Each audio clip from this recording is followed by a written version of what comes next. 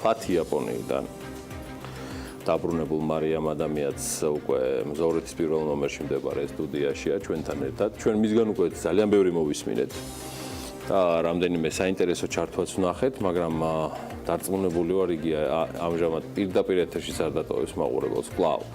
თბილისიდან ამჯერად უყურადღებოთ შთაბეჭდილებას ტოკიოზე თქვენთვის არ დაიშურებს წინ საკმაოდ საინტერესო სიუჟეტები გველოდება.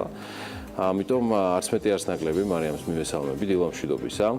დღეს როგორც ხვდები იაპონური თემატიკით ვიწყებთ დილას.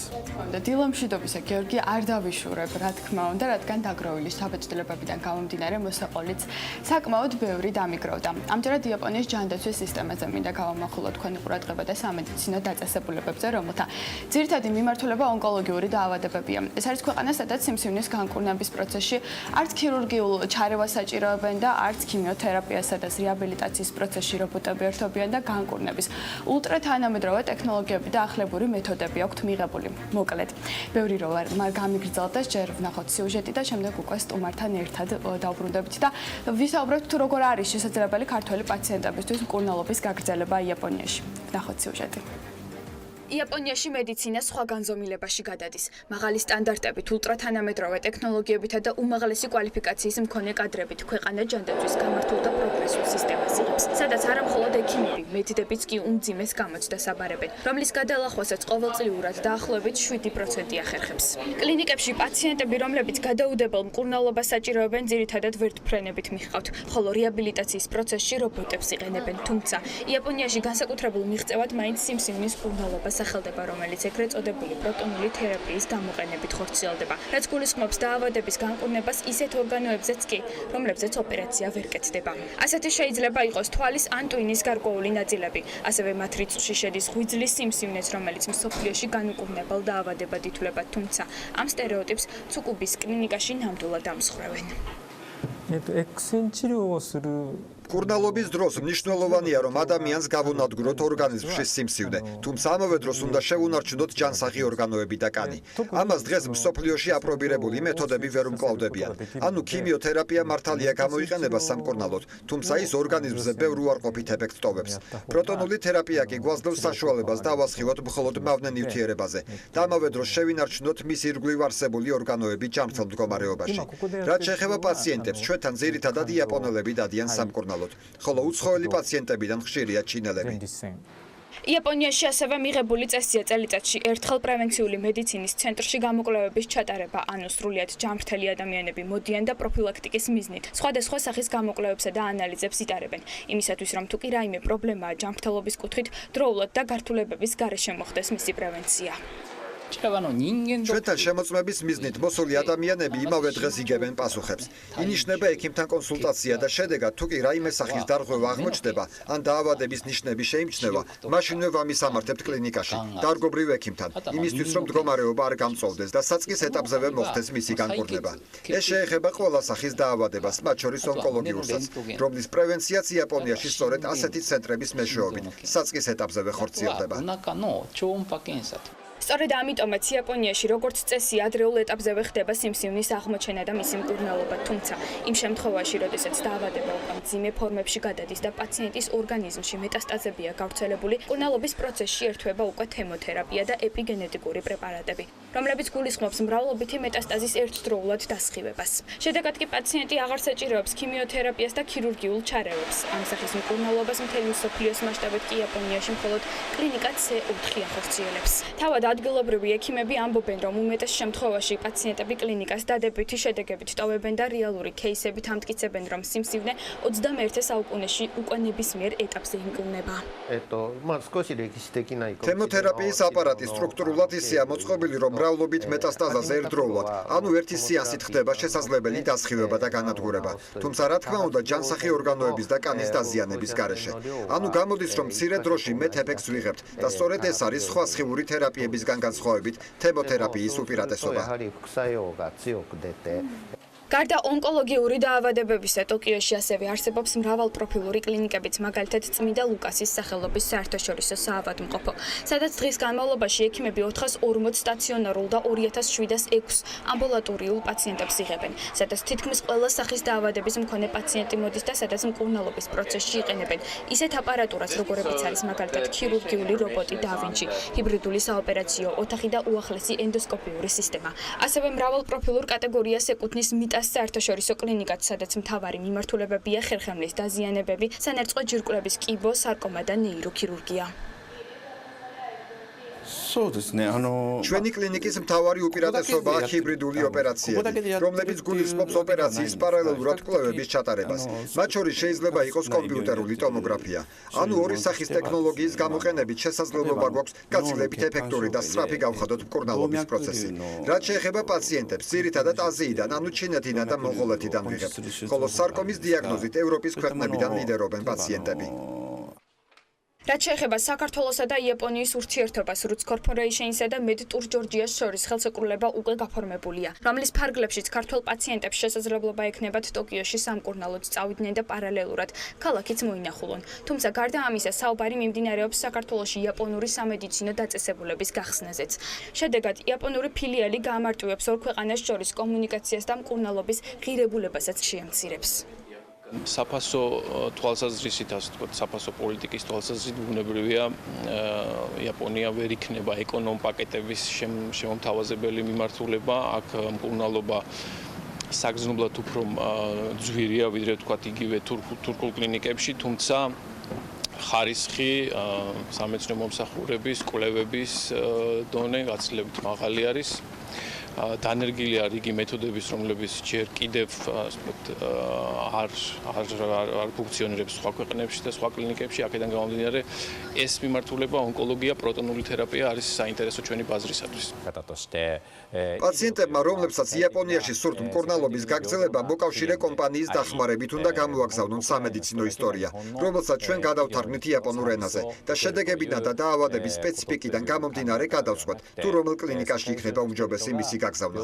ხოლო ამის შემდეგ ფორმდება ვიზა და ჩამოდის პაციენტი იაპონიაში, რომელსაც აქ დახვდება ყველა ის საჭირო მომსახურება, რომელიც დასჭირდება. მათ შორის ტურისტული თვალსაზრისითაც. ანუ კომპანია უზრუნველყოფს სასტუმროს, გადაადგილებას და ასევე მთავარი ღირსშესანიშნაობების დათვალიერებას ქალაქში. ინფორმაციისთვის სამედიცინო ტურიზმის განვითარება ნებისმიერი კლინიკისთვის საინტერესო მიმართულებას წარმოადგენს. გამომდინარე იქედან, რომ ორგვარ ეფექტს იძლევა. პირველი ეს არის პირდაპირი დამატებითი შემოსავალი უცხოელი პაციენტებიდან, რაც ზრდის ჯანდაცვის ეკონომიკას, ხოლო მეორე მხრივ კლინიკების ინტერნაციონალიზაცია და საერთაშორისო სტანდარტებზე გადასვლა აუმჯობესებს სამედიცინო მომსახურების ხარისხს ადგილობრივი პაციენტებისთვისაც. აქედან გამომდინარე, იაპონიაც დაინტერესებულია სამედიცინო ტურიზმის განვითარებით და რომ ხელმისაწვდომი გახადოს საერთაშორისო პაციენტებისთვის ეს მიმართულება. სიუჟეტის შემდეგ, როგორც დაგპირდით, სტუმართან ერთად გიერთზებით სამედიცინო ტურიზმის საერთაშორისო ექსპერტი პატა რატიან და შემოგვერდეს პირდაპირ ეთერში დილა მშვიდობისა ბატონო პატა. მადლობა პირველ რიგში საინტერესო ტურისტვის და ინტერვიუსთვის, რა თქმა უნდა. პირველ რიგში მაინტერესებს თქვენი შთაბეჭდილებები, რა რეალობა დაგხვდათ იაპონიაში და გამართდა თუ არა ის მოლოდინები, რაც გქონდათ ტურის დაწყებისას. მოგესალმებით, მე ვფიქრობ საინტერესო ტური გამოგვივიდა ერთობლივად, რისთვისაც თქვენ მინდა მადლობა პირადად გადაგიხადოთ. ჩვენი კომპანია მუდმივად ცდილობს მიმართულებების დივერსიფიკაციას, ახალი არჩევანის შეთავაზებას პაციენტებისათვის და სწორედ ამ მიზნის ფარგლებში განხორციელდა ეს ტურიც. თუმცა იაპონია გამორჩეულია იმ ალტერნატიულ მიმართულებებში, რომელსაც ჩვენ თავაზობთ პაციენტებს, ეს ყოველმხრივ გამორჩეული ქვეყანა, ძალიან საინტერესო კულტურის და საინტერესო მიღწევების ქვეყანა, ამ მხრივ მედიცინაც არ არის გამონაკლისი, სამედიცინო თვალსაზრისით ეს ქვეყანა გამორჩეულ ადგილს იკავებს გლობალურ ბაზრებზე და მე ვფიქრობ, ქართული ბაზრისთვისაც ის აუცილებლად აღმოჩნდება მზიდველი ბევრი მიმართულებით. ჩვენ გეგმავთ, რომ შეიქმნას მცირე ცენტრი იაპონური მედიცინის საქართველოში, რომელიც ერთგვარი ფანჯარა იქნება ქართველებისათვის, ქართული მედიცინისათვის, არა მხოლოდ პაციენტებისათვის. აქ მოიაზრება ასევე სამედიცინო დაწესებულებები, სამედიცინო პერსონალი თუ მენეჯმენტი, რომლისთვისაც ჩვენ განვახორციელებთ ერთობლივ პროექტებს იაპონელ პარტნიორებთან ერთად. თუმცა სანამ უშუალოდ საქართველოს ფილიალის გახსნაზე გადავალთ, მინდა გითხოთ აუცილებლად სამედიცინო ტურიზმი იაპონიაში რამდენად განვითარებულია, რამდენად ესმით მისი საჭიროება და აუცილებლობა ქვეყანაში. იაპონია ზოგადად 100%-ით ალბათ თვითკმარი ქვეყანაა ყველა მიმართულებით, მათ პრინციპში არავინ არ ჭირდებათ დამატებით, თუმცა გლობალიზაცია, ასე ვთქვათ, მიუკაკუნა მათ კარებსაც და ჩაითვალა, რომ სამედიცინო ტურიზმის განვითარება არის მნიშვნელოვანი იაპონური ჯანდაცვისათვის. ამას გარკვეულწილად ხელს უწყობს 2020 წელს გასამართი ოლიმპიადა, რომლის ფარგლებშიც გაერთიანდა რამოდენიმე წამყვანი კლინიკა, რომლებიც იგეგმება, რომ მოემსახურებიან იქ იმ პერიოდის განმავლობაში მყოფ უამრავ ტურისტს. თუმცა მიზნები გაცილებით გრძელვადიანია და როგორც თქვენ აღნიშნეთ, აქ სამედიცინო ტურიზმის განვითარება განიხილება ზოგადად სამედიცინო სექტორის განვითარების ჭრილში და დღეისათვის წარმოუდგენელია, რომ მსოფლიოში, ასე ვთქვათ, ელემენტარულად პრეტენზიის მქონე სამედიცინო დაწესებულება არსებობდეს, რომელიც არ ავითარებს სამედიცინო ტურიზმს. ეს სექტორი მრავალმხრივ ეფექტს იძლევა, გარდა იმისა, რომ დამატებითი შემოსავალია კონკრეტული პაციენტებისგან, ის ასევე კლინიკას ანიჭებს განვითარების სხვა სიჩქარეს, ასე ვთქვათ. ჩვენ ჩართვებშიც არაერთხელ ვახსენეთ, რომ ხელი მოაწერეთ საქართველოსა და იაპონურ კომპანიას შორის ხელშეკრულებას, რომელიც გულისხმობს პაციენტების გაწევას ქვეყანაში მკურნალობის გაგრძელების მიზნით. უფრო კონკრეტულად რომ ჩავშალოთ, როგორ არის ქართველი პაციენტებისთვის შესაძლებელი მკურნალობის გაგრძელება, რა პროცედურები უნდა გაიაროს და რა თქმა უნდა, შემდეგ აუცილებლად უნდა ვისაუბროთ თანხებზე. მე შევეცადეთ ძირითადად ამომეწურა ყველა საკითხი, ერთადერთი თანხა იყო საფასო სეგმენტი, რაც არ ვისაუბრე და ამაზეც რომ უთხრათ მაყურებელს. ჩვენ კომპანიაში რამოდენიმე წელია დანერგილი გვაქვს ეგრეთ წოდებული პროფესიონალური მომსახურების სერვისი საზღვარგარეთ მკურნალობით დაინტერესებული პაციენტებისათვის. მე პირადად ყოველდღიურად კონსულტირებას უწევ რამოდენიმე ასეთ შემთხვევას. ვიხილავთ ჩვენ შესაძლებლობებს უცხოეთში მკურნალობის თუ რა ოპტიმალური არჩევანი შეიძლება გააკეთოს პაციენტმა. ამ კონსულტაციის ფარგლებში შეთავაზებული იქნება იაპონიის მიმართულება, როგორც ახალი შესაძლებლობა ჩვენი პაციენტებისთვის, როგორც სიუჟეტში კარგად იყო აღნიშნული, აქ აქცენტი ძირითადად გაკეთდება ონკოლოგიურ პაციენტებზე, შორწასულ შემთხვევებზე, როდესაც იაპონური ტექნოლოგიები იძლევა საშუალებას, რომ ჩატარდეს გაცილებით მაღალეფექტური მკურნალობა და დაზოგვითი მკურნალობა, ავიდოთ თავიდან ქიმიოთერაპიები და ასე ვთქვათ, ეგრეთ წოდებული პალიატიური ოპერაციები. ასე რომ მე ვფიქრობ, ეს შეთავაზება საინტერესო უნდა აღმოჩნდეს ჩვენი ბაზრისთვის. შემდგომ უკვე ბაზრის რეაგირებიდან გამომდინარე, ჩვენ შევეცდებით, რომ ვადაპტირდეთ არსებულ მოთხოვნებს. რაც შეეხება საფასო სეგმენტს? რაც შეეხება ფასებს, აქ თქვენთანაც ნახეთ თუ რა ტექნოლოგიები იყო. ერთი თავისებურება მინდა აღნიშნოთ, უნებას მომცემთ, რომ მიუხედავად იმისა, რომ საკმაოდ საინტერესო ტურები ქონდა, ვერ შევძელით ყველაფრის გადაღება იქიდან გამომდინარე, რომ იაპონელები თავიანთ წესებს ძალიან მკაცრად მისდევენ და იაპონიაში გარკვეული აკრძალვა პირადი სივრცეში გადაღების, თუნდაც ფოტო გადაღების, ამიტომ ჩვენ რეალურად შევძელით მხოლოდ ცარიელი პალატების და ცარიელი დერეფნების გადაღება, იქ სადაც ცოცხალი სურათი იყო, ამის საშუალება სამწუხაროდ არ მოგვეცა.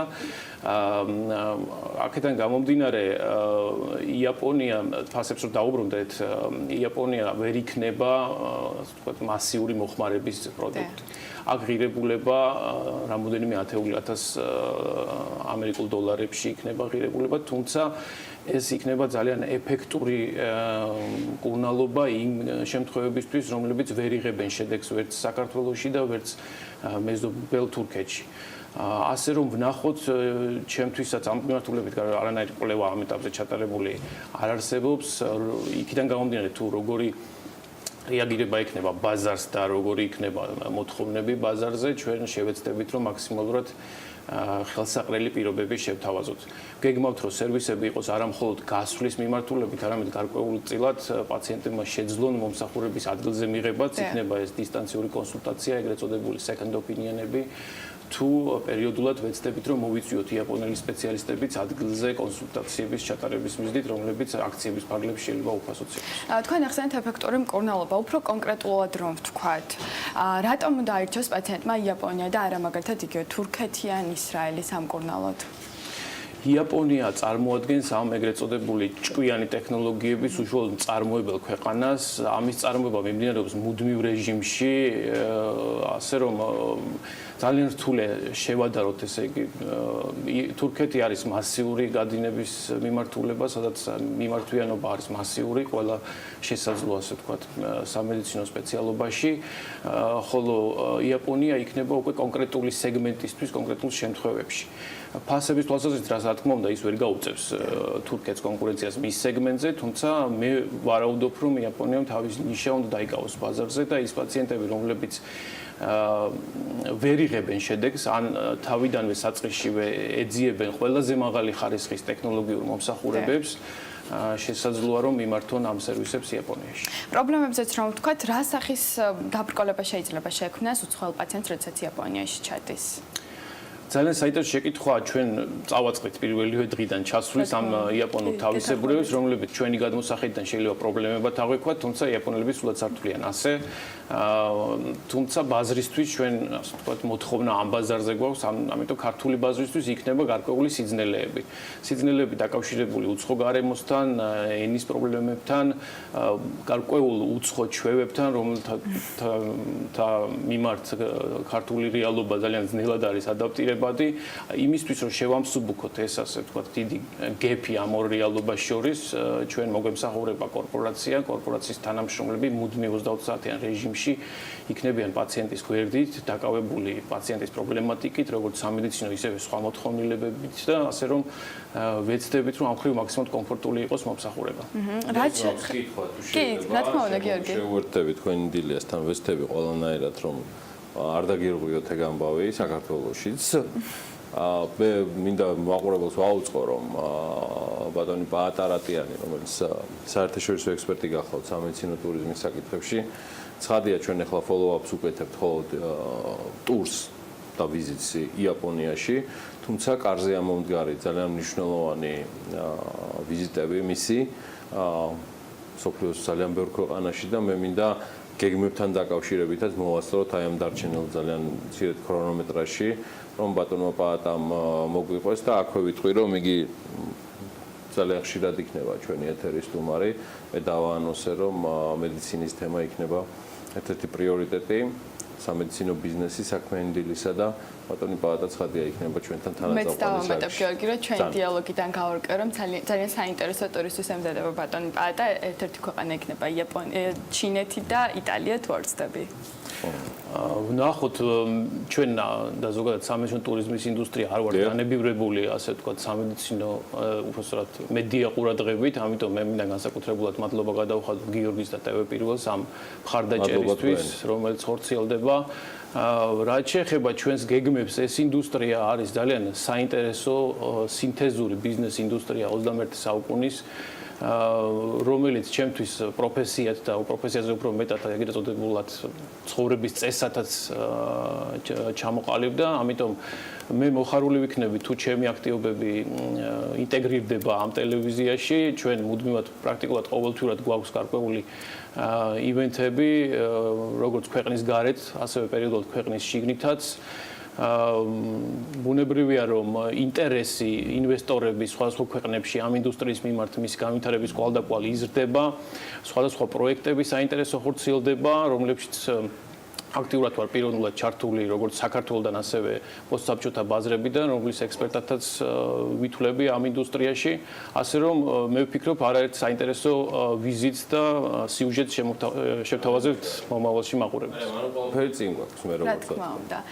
კიდევ ერთი კითხვა მინდა აუცილებლად დაგისვათ, ბატონ პაატა, საქართველოში დაწესებულების გახსნაზე მინდა გკითხოთ, გარდა იმისა, რომ ენის ბარიერის პრობლემა მოიხსნება და უფრო დაბალბიუჯეტიანი პაკეტები იქნება შეთავაზებული პაციენტებისთვის, რა უპირატესობები შეიძლება შეთავაზოს კიდევ ქართულ პაციენტებს და რა სახის მომსახურებას მიიღებენ ისინი საქართველოში? ამ ეტაპზე ჯერჯერობით ეს საკითხი განხილვის პროცესშია, ნებისმიერ შემთხვევაში განხორციელდება სერვისების მიწოდება პაციენტებისთვის, იქნება ეს ჩვენი კომპანიის სახელით თუ ცალკე ცენტრის სახელით. ჩემი დიდი ინტერესია, რომ შეიქმნას ამგვარი ცენტრი, რომელიც გაცილებით ფართო სპექტრის მომსახურებას და შეღავათიან მომსახურებას შესთავაზებს პაციენტებს და სამედიცინო დაწესებულებებს ჩარევებს. ამას ხაზს უსვავ, რადგანაც ჩვენ გვინდა რომ გავცდეთ მხოლოდ გამავალი სამედიცინო ტურიზმის ჩარჩოებს და სამედიცინო ტურიზმის ინდუსტრიის გაცილებით ფართო თანამშრომლობის ველი შევქმნათ ჩვენი სამედიცინო დაწესებულებებისათვის. მე ვფიქრობ, ბევრი რამ არის იაპონიაში ისეთი, რაც ძალიან საინტერესო და სასწავლებელი იქნებოდა ჩვენი კლინიკების და სამედიცინო პერსონალისათვის. და ბოლო კითხვას დაგისმოთ აქვე ვისარგებლებ შემთხვევით და საქართველოსაც გკითხავთ, რამდენად განვითარებულია და ჩვენ როგორ გვესმის სამედიცინო ტურიზმი, ანუ ჩვენი უპირატესობა რა არის და რატომ უნდა ჩამოვიდნენ ჩვენთან პაციენტები? სამედიცინო ტურიზმის განვითარება საქართველოშიც ამ ეტაპზე საწყის სტადიაში იმყოფება, მიმდინარეობს აქტიური მუშაობა ამ მიმართულებით. ჩვენ გეგმავთ ბათუმში დეკემბერში დიდი ღონისძიების გამართვა, სადაც მონაწილეობას მიიღებენ ეგრეთ წოდებული B2B days გვექნება ბათუმში, სადაც მონაწილეობას მიიღებენ წამყვანი ქართული კლინიკები და ჩამოვლენ ეგრეთ წოდებული ბაერები სხვადასხვა ქვეყნებიდან, კომპანიები, რომლებიც აგზავნიან პაციენტებს საზღვარგარეთ სამკურნალოდ და გააჩნიათ ინტერესი საქართველოს მიმართ. ასე რომ ამ მიმართულებით მუშაობთ იმ შესაძლებლობების ფარგლებში, რამდენადაც შესაძლებელია კერძო კომპანიის და კერძო ინვესტიციების მხრივ. ასე რომ მე ვფიქრობ, ამ კუთხით ჩვენი აქტივობები საქართველოშიც გაძლიერდება. მადლობა ძალიან დიდ თქვენ საინტერესო ინტერვიუსთვის. ჩვენთან სტუმრად იმყოფებოდა სამედიცინო ტურიზმის საერთაშორისო ექსპერტი პატერატიანი, მოკლედ დაველოდოთ იაპონიურ მხარეს რა გადაწყვეტილებას მიიღებს და გახსნის თუ არა საქართველოში საკუთარ დაწესებულებას, მანამდე კი შემდეგი დღეების განმავლობაში დავათვალიერებთ იაპონიის საინტერესო ადგილებს და ტურისტულ ღირსშესანიშნაობებს. და ეს არ იქნება მხოლოდ საქმიანი დილის ეთერში, საკმაოდ საინტერესო ჩართვები მარიამ ადამიანის იგელით ქალების ნარატივში გვანცალაღიძესთან ერთად, ამიტომ ძალიან საინტერესო თემები არის წინ. მე მხოლოდ შემიძლია საკუთარ თავს და თქვენ მოგილოცოთ პატერატიანის ჩართულობა ტელევიზიური საქმიანი ეთერებში და მას წარმატება უსურვო, დარწმუნებული ვარ. ის მიაღწევს ყველაფერს დასახულს და ეს სატელევიზიო სეზონი იქნება საკმაოდ საინტერესო მისთვისაც და ჩვენთვისაც საკმაოდ სერიოზული გამოცდილების დაგროვების კუთხით. მისთვის სატელევიზიო გამოცდილება, ჩვენთვის სამედიცინო ბიზნესის თვალსაზრისით.